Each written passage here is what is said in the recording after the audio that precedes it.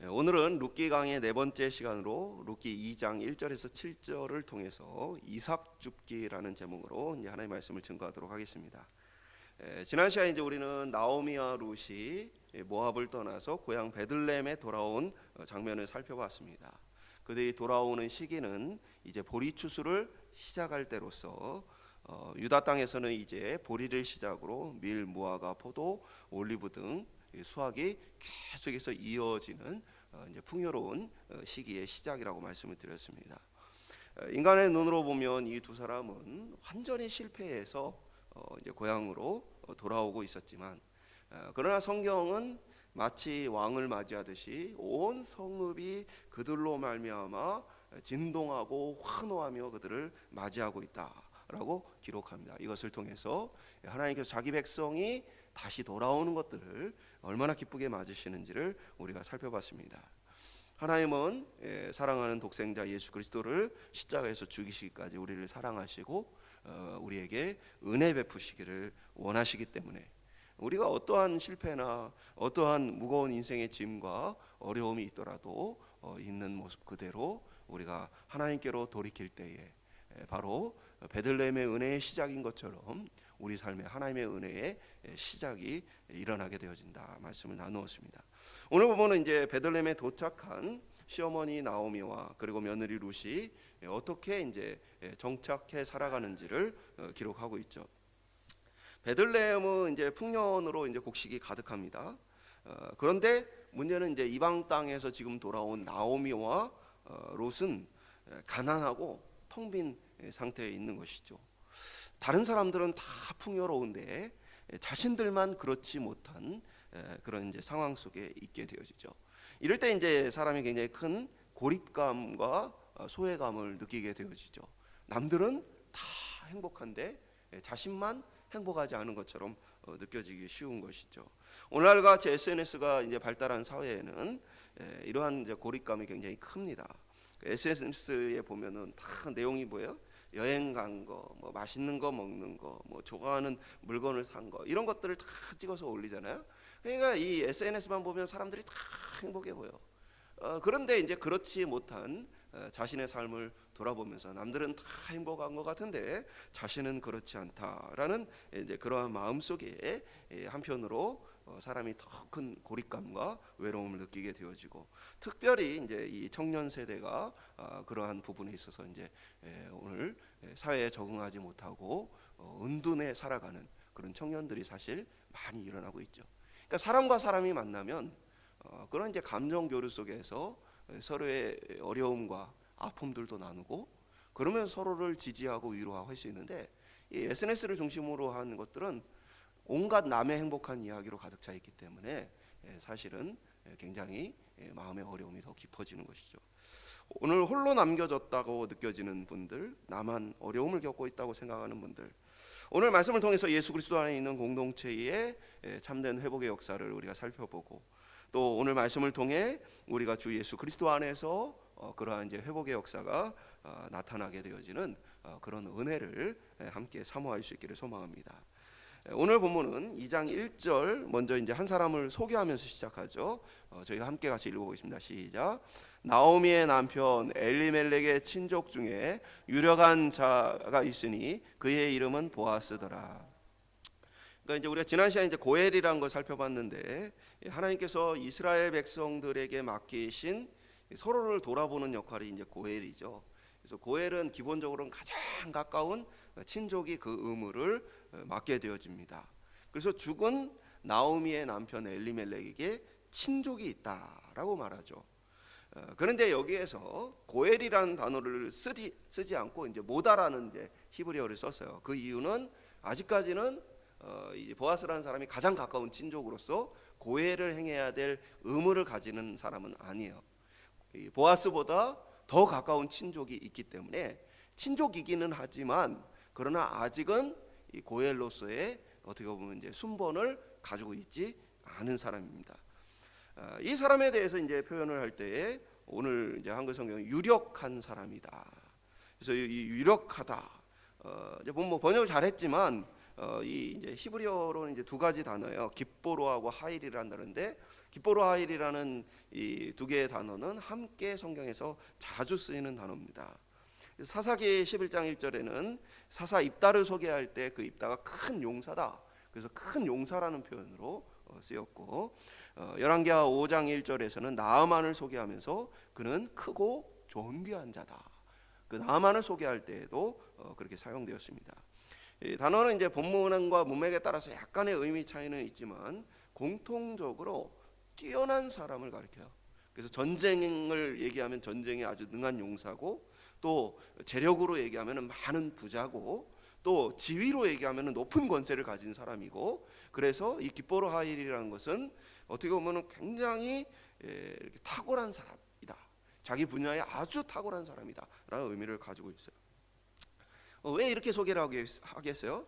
지금 위기에 빠져 있는 나오미와 롯에게 이 보아스라는 사람은 그들을 건져줄 힘을 가지고 있는 사람이다. 그는 부자이며 존경받으며 사람들에게 인정받는 그런 사람이었다라고 기록하는 것이죠. 2절은 함께 같이 읽어보겠습니다. 모압 여인 룻이 나오미에게 이르되 원하건대 내가 밭으로 가서 내가 누구에게 은혜를 입으면 그를 따라서 이삭을 줍겠나이다 하니 나오미가 그에게 이르되 내 따라 갈지어다 하며. 이스라엘에는 이제 가난한 사람들을 위한 이제 구제 방식이 여러 가지가 있는데, 그것 중에 하나가 바로 오늘 성경에 기록된 이삭을 줍는 행위입니다. 레위기 23장 22절에 보면 너희 땅에 곡물을 벨 때에 반 모퉁이까지 다 베지 말며 떨어진 것을 줍지 말고 그것을 가난한 자와 거류민을 위해 남겨두라. 나는 너희 하나님 여호와이니라. 그러니까 이제 추수를 할 때에 모퉁이에 있는 것은 의도적으로 베지 말고, 그리고 또 하나는 이 추수를 하다 보면 이제 나달들이 떨어지거나 이삭을 떨어뜨리는 경우가 있죠. 그리고 때로는 낫질이 잘 안 돼서 이제 넘어가게 되어지는 경우도 있어요. 이제 이러한 것들에 대해서 다시 가서 추수하지 말라는 거예요. 다시 그것을 줍지 말라는 거예요. 한번 지나가 버린 그것은 그대로 남겨둬라. 그것은 가난한 자와 거류민이라는 건 이제 나그네들을 얘기합니다. 그와 같이 어떻게 보면 그 땅에 기반, 이 생존 기반을 가지고 있지 않은 그 사람들을 위해 그것을 남겨두라. 당시 이삭 줍기는 가난한 사람들에게 공식적으로 허용되어 있는 것이었어요. 고아와 과부 거류민들은 이렇게 남의 밭에서 그들이 심지 않고 그들이 이렇게 농사짓지 않은 것들을 얻을 수 있는 이제 그런 자격을 갖고 있었습니다. 그리고 또 부한 사람들, 또 모든 사람들은 사실 자기 밭의 모퉁이를 추수하지 않고 가난한 사람들의 먹을 것을 배려하도록 그렇게 하나님이 명령하셨습니다. 이것이 이제 하나님이 이 사회, 하나님의 나라라는 이 이스라엘 공동체에 주신 하나님의 명령이에요. 그래서 하나님은 여러 가지 이제 제도를 통해서 서로를 돌아볼 수 있도록 하셨는데, 그 중에 하나가 바로 서로에게 은혜를 베푸는 이 이삭 줍기라는 것이죠. 이 땅에 세워진 나라는 성경에 보면 가난한 사람이 없는 나라는 아니에요. 그래서 신명기 15장 11절에 보면 땅에는 언제든지 가난한 자가 그치지 아니하겠으며 내가 내게 명령하여 이르노니 너는 반드시 내 땅 안에 형제 중 곤란한 자와 궁핍한 자에게 내 손을 펼지니라. 그러니까 이제 하나님의 말씀은 이 땅에 살아가는 동안 가난한 사람은 항상 있을 것이다.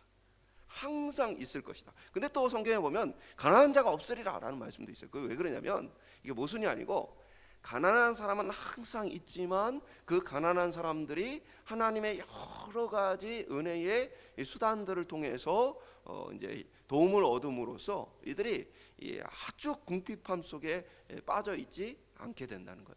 그래서 하나님 나라의 이 서로를 돌아보는 이 원리가 이제 하나님 나라의 법으로서 작동하게 되어지면 모든 사람이 어떻게 보면은 그 극심한 가난으로부터 자유하는 이제 그런 사회의 모습을 명령을 하신 것이죠. 나오미와 룻과 함께 추수할 시기에 고향 베들레헴으로 돌아오면서, 나오미가 이 고향 베들레헴 돌아오면서 룻에게 우리가 가면은 어떻게 먹고 살 수 있느냐라는 부분을 분명히 얘기했을 거예요.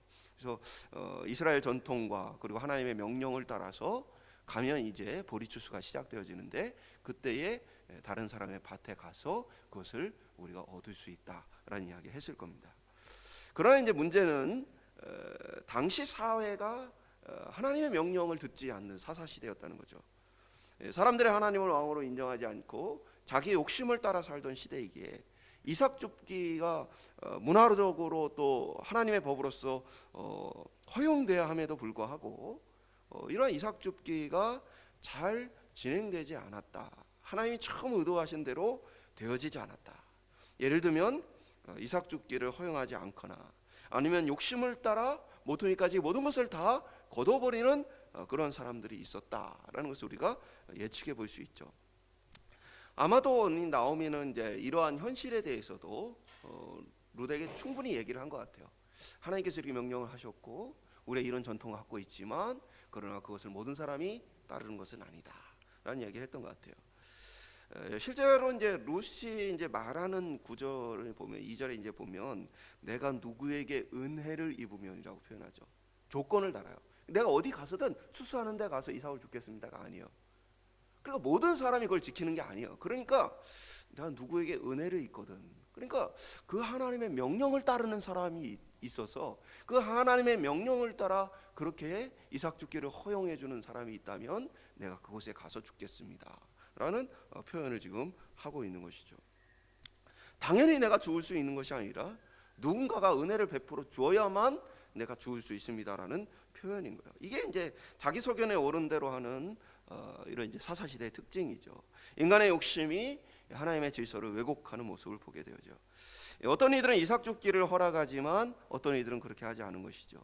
죄인인 우리가 이런 자기 이익을 위해서 이제 머리를 막 돌리죠.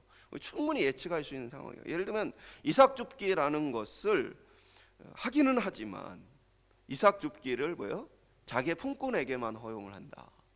그래서 자기의 품꾼의 가족에게만 허용을 해서 품삯의 일부인 것처럼 그렇게 자기의 유익을 위해 사용하는 수단으로 사용하는 이들이 분명히 있었을 거예요. 그러니까 이제 이런 여러 가지 수단과 방법을 통해 실제로는 가난한 이들을 돕기 위한 하나님의 명령인데 그것을 그렇게 활용하지 않고 인간적인 방법으로 아예 하나님의 명령을 무시하거나 아니면 하나님의 법과 어떤 이 뜻을 지켜가는 것처럼 눈으로 보이지만 실제적으로는 자기의 이익을 추구하는 그러한 사람들이 많이 있었다는 것이죠. 오늘날 우리도 이제 법이 아무리 잘 만들어져도 악한 사람들은 항상 그 법의 참된 원리, 이 법을 만든 이유가 뭐냐? 그게 아니고 이 법의 구멍을 찾아내서 그것으로 말미암아 법을 무력화시키는 그런 모습 보게 되어지죠. 그래서 또 다른 사실은 이게 불순종이죠. 우리는 하나님의 나라가 무엇인지를 생각해야 되는데 그것은 그리스도의 십자가의 은혜로 우리에게 주어진 나라입니다. 너희도 이와 같이 하라라는 말씀으로서 서로 사랑하는 서로를 돌보는 나라가 바로 하나님의 나라, 그리스도의 나라입니다. 이 나라의 원리 안에서 우리는 구제에 대해 생각해 볼 필요가 있어요. 구제가 나의 영향력을 발휘하거나 나의 어떤 목적을 이루는데 사실 구제의 의미가 있는 것이 아니죠. 그럼에도 불구하고 이제 교회에서는 취약한 게 뭐냐면 자꾸 구제를 전도하고 연관시키는 경향이 있어요. 구제 활동을 하는 목적이 자꾸 전도예요. 그래서 어떤 전도의 효과가 있는가 그걸 가지고 구제에 대한 평가를 하는 경우가 많이 있습니다. 그러나 구제가 물론 이제 복음 전하는데 도움이 될 수는 있지만 그러나 구제는 그 행위 자체로 하나님께 순종하는 일이라는 사실을 기억해야 합니다. 우리가 어떤 효과를 보기 위해서 구제를 하는 게 아니에요. 하나님의 성품을 따라 하나님이 이 땅을 다스리는 원리를 따라 하나님의 백성으로 살아가는 방식이에요. 그렇기 때문에 우리가 이제 구제를 할 때에는 항상 그것이 어떤 효과를 내느냐가 아니라 우리가 그리스도 안에서 거저받은 생명과 은혜로 거둬받은 하나님의 풍성한 은혜를 거저 나누는 것이다라는 그런 마음을 가져야 한다는 것입니다. 룻은 이 시대가 이제 바로 그런 은혜가 없는 시대인 것을 알고 있죠. 그렇다고 해서 세상이 이러니 내가 어디 가서 이삭을 죽을 수 있느냐 낙담하거나 비관주의에 빠져 있지는 않은 모습을 보게 되죠. 시대가 이렇지만 그러나 룻은 내가 은혜를 베푸는 사람을 찾아 나서겠다는 얘기를 하죠. 막 어떤 사람들은 나를 거부하고 이삭 죽기를 하지 못하도록 허락하지 않는 또는 죽을 것이 없는 그런 상황일지 모르겠지만 나는 이 은혜를 찾아 나서겠다라는 이야기를 지금 하고 있는 거예요. 믿음은 우리로 하여금 하나님의 은혜를 바라보고 그것을 찾아 나서는 용기를 우리에게 줍니다. 하나님께서 분명 나에게 은혜를 베푸실 거야 라는 확신을 가지고 도전하게 되어지는 거예요. 많은 사람들이 은혜를 베풀지 않는 시대지만 그러나 담대하게 자리를 박차하고 이방인인 룻이 자신이 배척받는, 여러분 이방인은 하나님 믿지 않는 백성으로서, 그리고 얼마나 많은 오늘날하고는 다르게 당시 사회는 뭐예요? 다 가족 사회예요. 그러니까 이 여호수아 시대의 땅을 분배받고 가족들이 같은 마을에 다 사는 시족 사회입니다.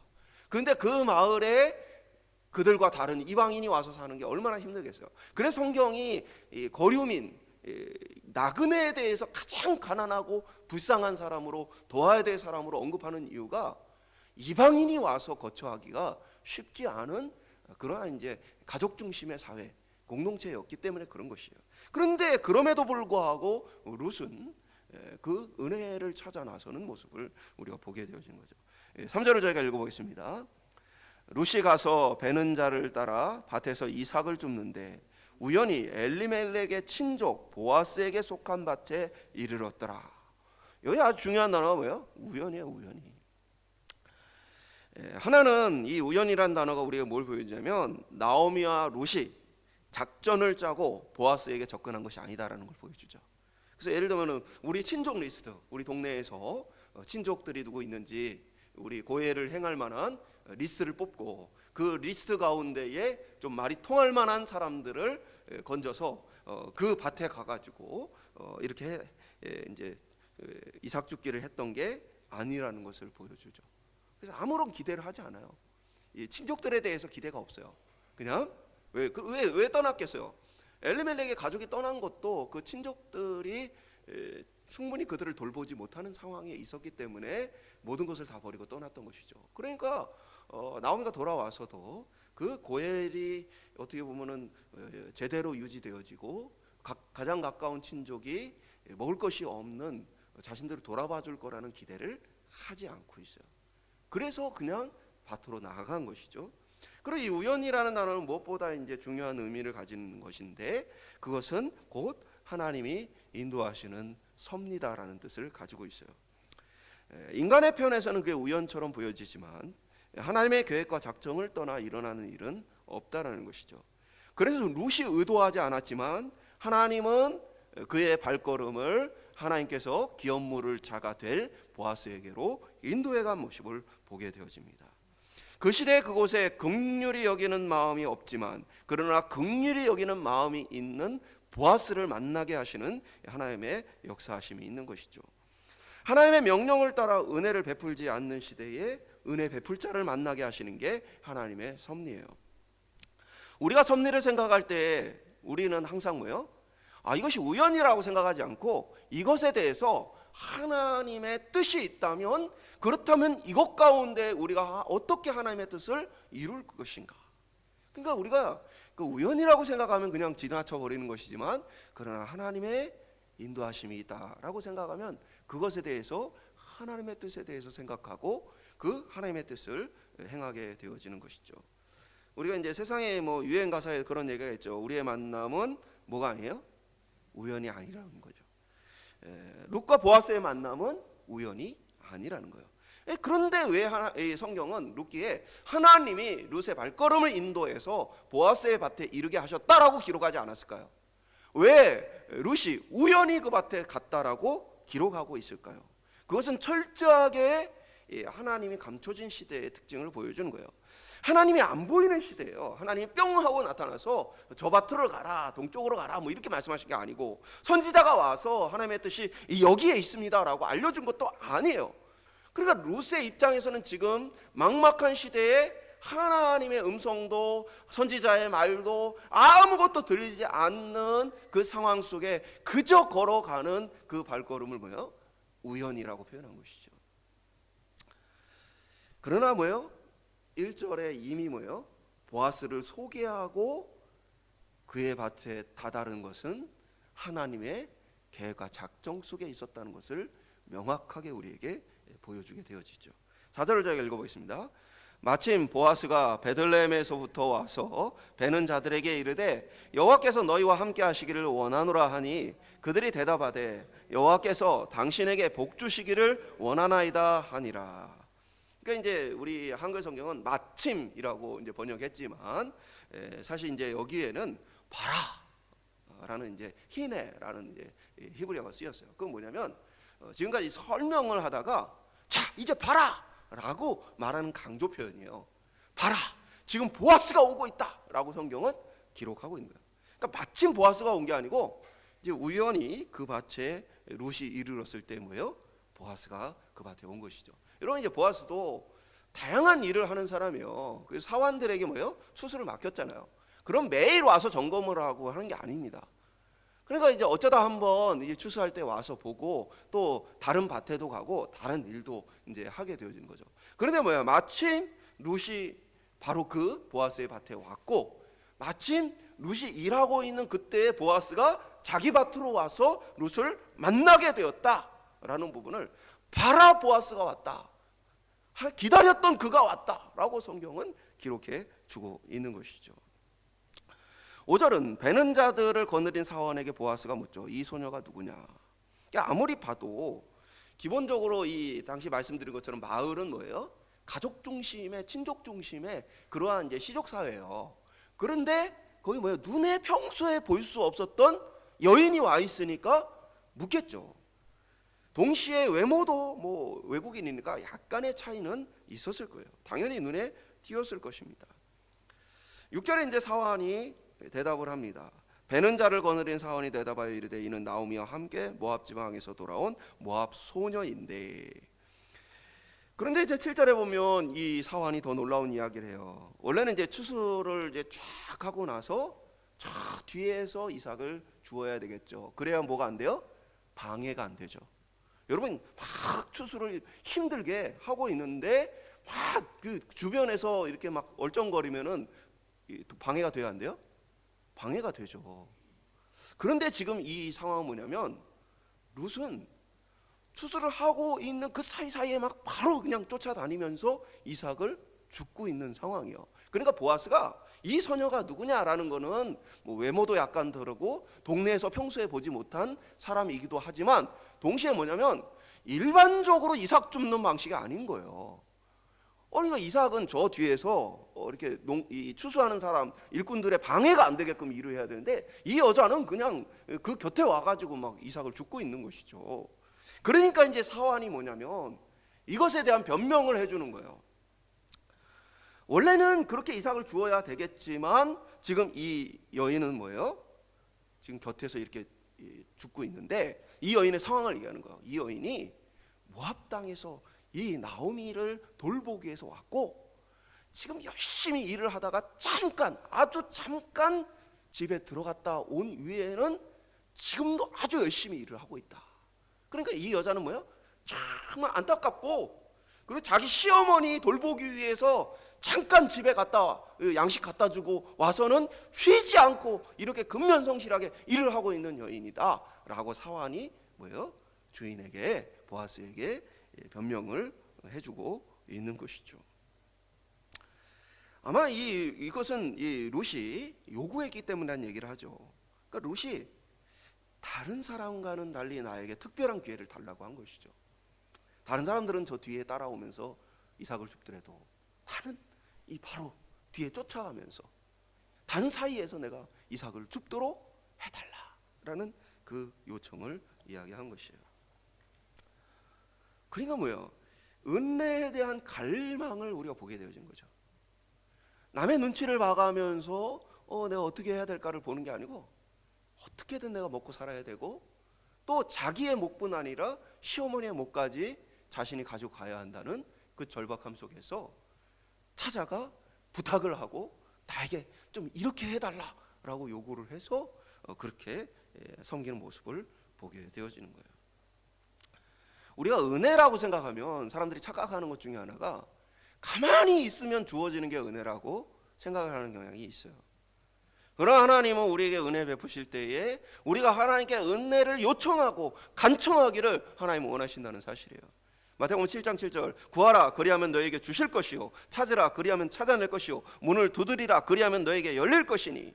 하나님 우리에게 베풀어 주길 원하지만 그러나 뭐요? 구하고 두드리고 찾으라고 우리에게 요구하시죠. 성경의 수많은 구절들이 하나님이 우리에게 은혜 베푸시고 때로는 우리를 회복시키신 약속을 하시면서 그럼에도 불구하고 너희가 나에게 구해야 할지니라 에스겔서 26장 그렇게 기록하고 있죠. 그것뿐 아니라 성경 구석구석에서 너희가 내게 구해야 한다, 너희가 나에게 요청해야 한다라는 이야기를 많이 기록을 하고 있어요. 은혜란 뭐예요? 하나님이 주실 것을 믿는 믿음으로 간절하게 찾기를 하나님께서 원하시는 것이라는 거예요. 그냥 가만히 있어서 은혜가 베풀어 주기를 바라는 것이 아니라 하나님이 은혜 주실 분이라는 사실을 믿고 그것에 대해서 간청하고 구하며 나아갈 것을 우리에게 요청하고 있는 것이죠. 희망 없는 시대에 어떻게 보면 룻은 뭐예요? 지금 희망을 찾는 것이죠. 사람들이 이삭 죽기를 허용하지 않고 때로는 이삭 죽기 하러 가봐야 거둘 것이 없는 그러한 곳이 많음에도 불구하고 희망 없는 그 시대에 그 이삭을 찾아 나서는 이 모습을 보게 되어져. 이 모습은 마치 창세기의 노아 시대 노아의 모습을 저는 연상하게 되었어요. 창세기 6장 7절과 8절 보면 이르시되 내가 창조한 사람을 내가 지면에서 쓸어버리되 사람으로부터 가축에서 기는 것과 공중의 새까지 그리하리니 이는 내가 그들을 지었음을 한탄함이라 하시니라. 그러나 노아는 여호와께 은혜를 입었더라. 이 시대도 어두운 시대예요. 하나님께서 인간을 만든 것에 대해서 답답해 하실 만큼 그런 만큼 인간이 범죄 가운데 가득한 상황에서 그러나 노아는 하나님께 은혜를 입었더라. 이게 이제 의역을 해놓은 건데 이해하기 쉽도록 직역을 하면 히브리어가 뭐라고 기록되어 있냐면 노아는 하나님의 눈 속에서 은혜를 찾았다라고 기록하고 있어요. 그러니까 노아가 하나님께 은혜를 입었다라는 이 원래 단어 문장의 직역은 뭐냐면 노아가 하나님의 눈 속에서 은혜를 찾았다. 그러니까 노아는 모든 사람이 그냥 죄짓고 이 땅에서 잘 먹고 잘 사는 일에 몰두하며 서로를 속이고 뺏는 그러한 이제 치열한 경쟁 사회에서 노아는 뭘 봤냐면 하나님을 본 거예요. 그리고 그 하나님의 눈 속에서 자기가 지은 그 피조물들이 정말 죄로 가득한 것을 불쌍히 여기시며 그들을 건지기 원하시는 그 하나님의 마음을 하나님의 눈 속에서 찾아낸 것이죠.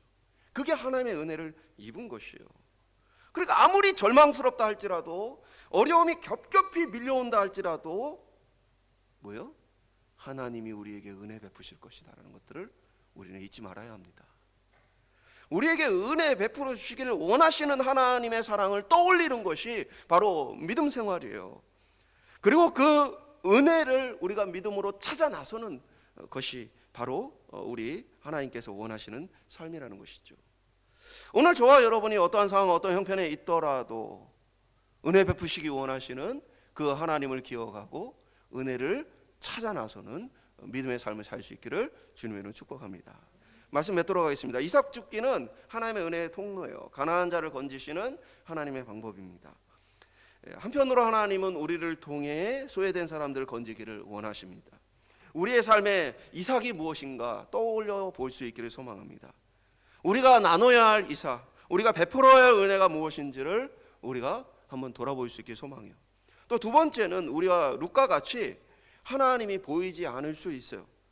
때로는 룻과 같이 너무나 어렵고 힘든 상황 속에 있을 때 하나님의 음성도 선지자의 외침도 들리지 않을 수 있어요. 그러나 우리가 기억할 것은 하나님은 보이지 않는 그곳에서도 우리를 위해 역사하고 계시다.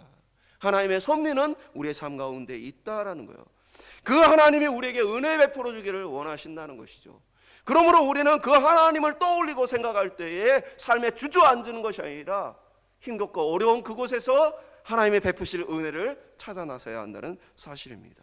하나님은 오늘도 우리를 위한 이삭을 준비하고 계십니다. 오늘 저와 여러분이 이 놀라운 이삭 죽기의 비밀을 통해 하나님의 은혜를 나누는 삶으로 또 하나님의 은혜를 받는 삶으로 우리의 삶이 그리스도 예수 안에서 풍성해질 수 있기를 주님의 이름으로 축복합니다.